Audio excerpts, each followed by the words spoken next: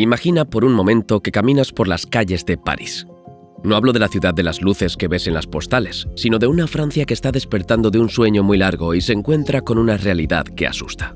¿Cómo es posible que el país que inventó el bienestar social moderno, el faro de Europa, esté ahora mismo al borde de un abismo financiero? Es una pregunta que muchos se hacen mientras ven cómo las huelgas paralizan el metro o cómo el precio del pan no deja de subir.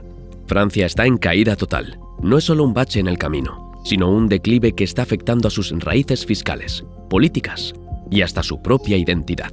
Durante décadas fue el equilibrio perfecto entre industrias fuertes, una red de seguridad social que te cubría desde la cuna hasta la jubilación y una unión civil basada en la libertad y la igualdad. Pero ese ecosistema se está erosionando de una forma que no habíamos visto antes. Hablemos de números, porque aquí la cosa se pone seria. Para 2024, la salud financiera de Francia ha entrado en una fase de deterioro acelerado. El déficit público ha llegado a un 5,8% del Producto Interior Bruto, PIB. Para que te hagas una idea, esto rompe todas las reglas de estabilidad de la Unión Europea. Es como si una familia gastara mucho más de lo que gana mes tras mes, confiando en que la tarjeta de crédito nunca se bloquee.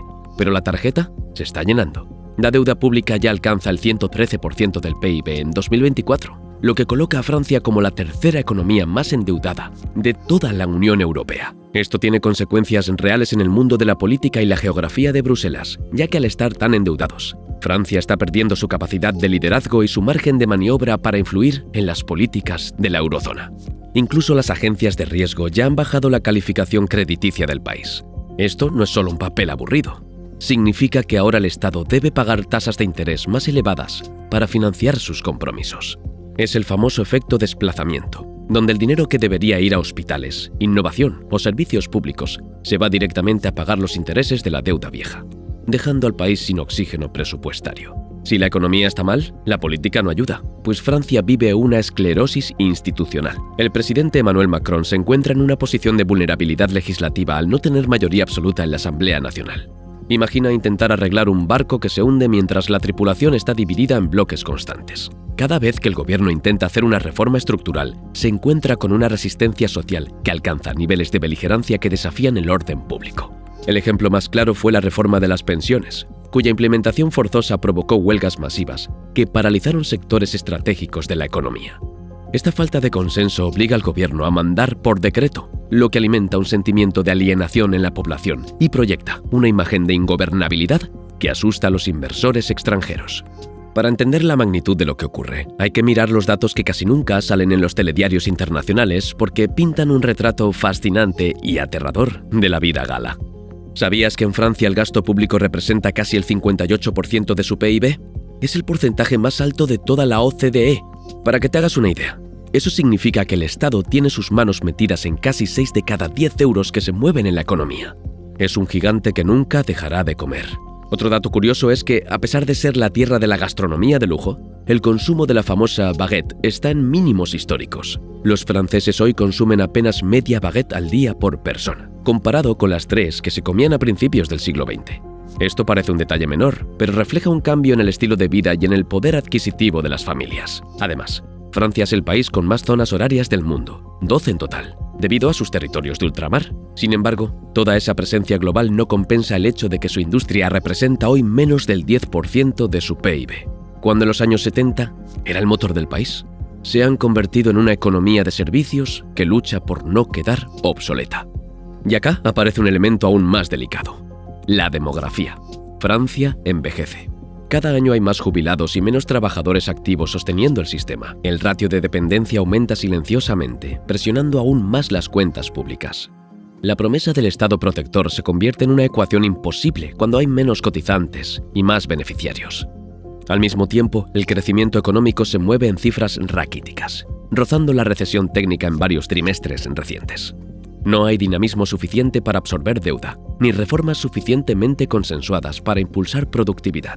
Es un estancamiento estructural. A esto se suma un mercado laboral rígido, con altos costos no salariales y una presión fiscal que desalienta la inversión privada. Las pequeñas y medianas empresas, que deberían ser el motor de innovación y empleo, operan en un entorno de incertidumbre regulatoria y baja competitividad frente a economías más flexibles. El Estado gasta mucho, pero no necesariamente gasta mejor. La eficiencia del gasto público es cuestionada incluso por sectores tradicionalmente estatistas, mientras la deuda continúa creciendo y limita el margen de maniobra político.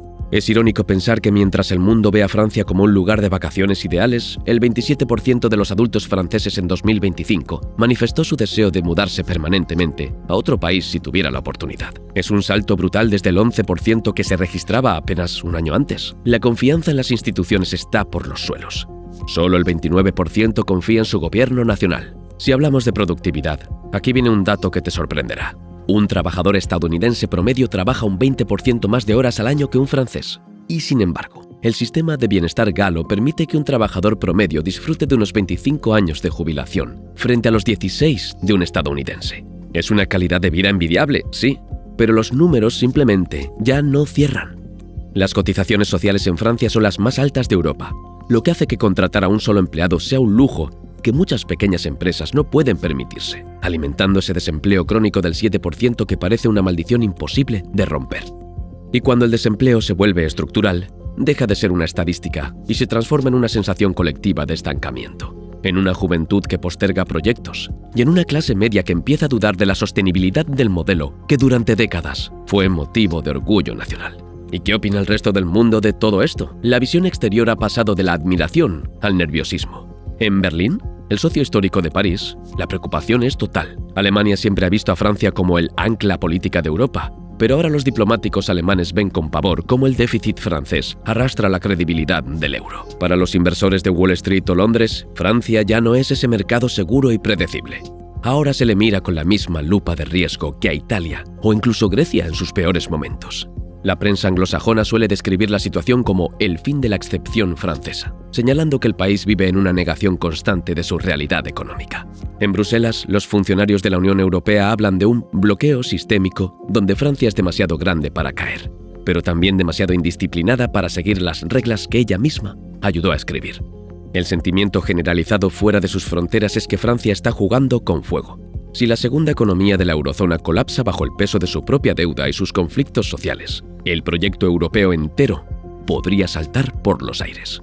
Desde el exterior, la percepción sobre Francia ha cambiado notablemente.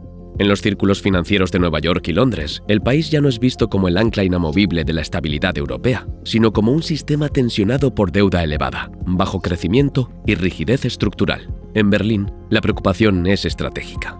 Alemania teme que una Francia debilitada erosione el eje histórico que ha sostenido la arquitectura política y monetaria de la Unión Europea. En Bruselas, el discurso es más diplomático, pero el diagnóstico es claro. Francia es demasiado grande para fallar y, al mismo tiempo, demasiado relevante como para ignorar sus desvíos fiscales.